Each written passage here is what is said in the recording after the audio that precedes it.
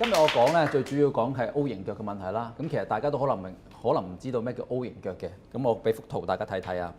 咁其實嗱，呢個人咧就係我個病人嚟嘅。咁其實咧佢就其實唔係好大年紀啫。通常大家都可能覺得 O 型腳或者膝頭哥痛咧，係咪一啲好大年紀嘅人先會出現咧？其實唔係嘅，佢只48歲嘅啫。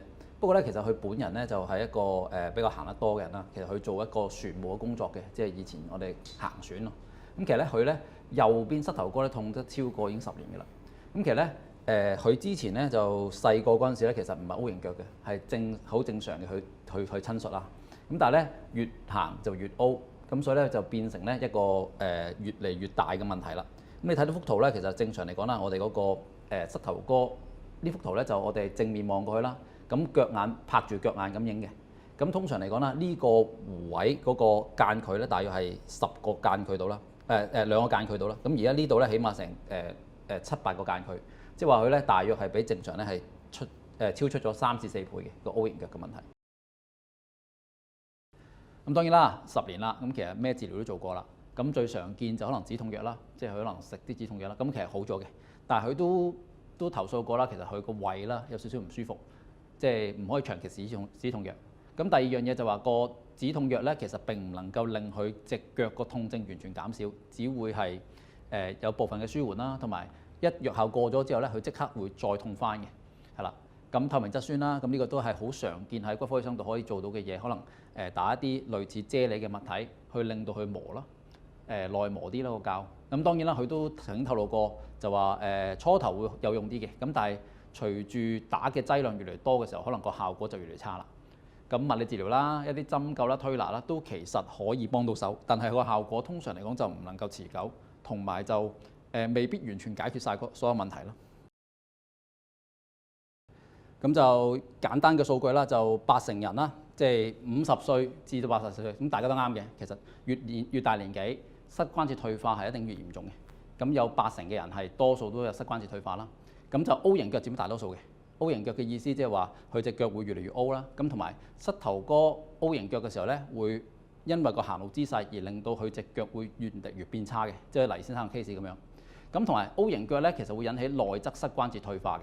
咁 X 腳就會引起膝頭哥前膝退化多啲咯。好，咁其實所以咧就有啲鞋咧就因應翻呢個情況而出咗嚟啦。咁我哋一啲軟底鞋啦，就好似呢隻咁。咁其實個樣係點咧？其實類似咁嘅，係啦。有別於一般普通嘅鞋咧，其實咧佢裏邊咧好多間紋嘅。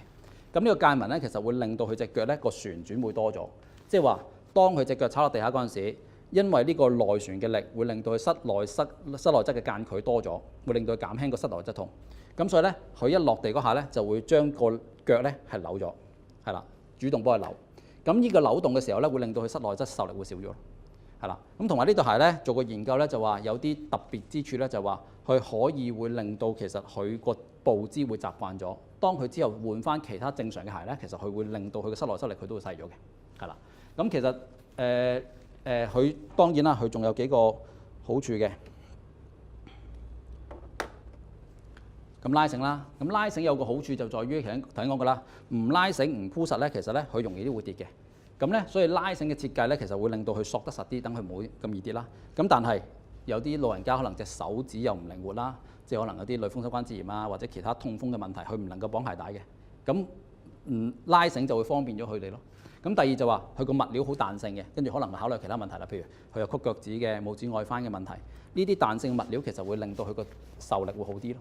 係啦，咁同埋佢內側會比較軟熟嘅，增加翻佢轉動嘅問題，即係我哋嘅寬扁嘅動作咯。係啦，咁所以呢啲鞋咧，其實會令到佢隻腳行路嗰陣時更加會舒服啲咯。係啦，所以一對簡單嘅鞋都幫到手嘅。咁第二啦，一啲護膝啦。咁其實當然啦，有啲比較嚴重嘅人咧，其實靠對鞋咧可能唔夠，就直接可能個護膝嚟推佢啦。咁啲護膝咧通常嚟講有啲角度嘅。咁當佢隻腳踩落地下嗰陣時啦，其實咧呢個間距內側呢隻右腳嚟嘅，右腳護膝嚟嘅，內側個間距會比較正常少咗啦。咁其實咧一個好簡單，用嗰個4點嘅原理，將佢呢個位推翻開，拉翻開去，即係好似隻 X 光咁啦。本身咧嗱呢隻係隻左腳嚟嘅，咁就咁咧呢個位，佢個膝頭哥內側嘅間距就好細嘅，企喺度影嗰陣時。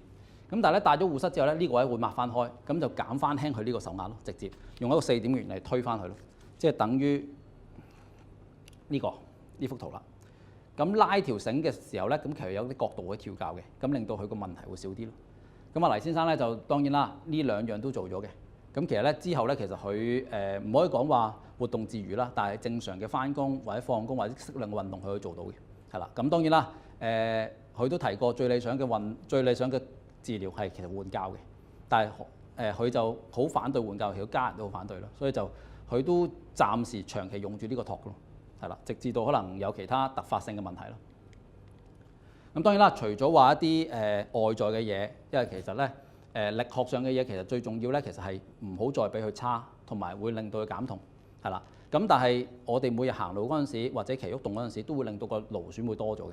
咁所以我哋除咗話唔好再俾佢差之外，咁同埋令到個受力少咗之外咧，其實我哋應該要用啲嘢去補充翻失去咗軟骨嘅，例如一啲磷蝦油啦。磷蝦油其實有啲其實係一啲我哋叫做一啲Omega 3。Omega 3咧其實係天然嘅消炎藥嚟嘅，係啦，可以消炎嘅，係啦。咁就我哋食普通食物嗰啲咧，其實通常嚟講都係 Omega 6比較多，Omega 6就致炎嘅。咁所以可以補充翻啲 Omega 3咧去幫手啦，令到個炎症減少啦。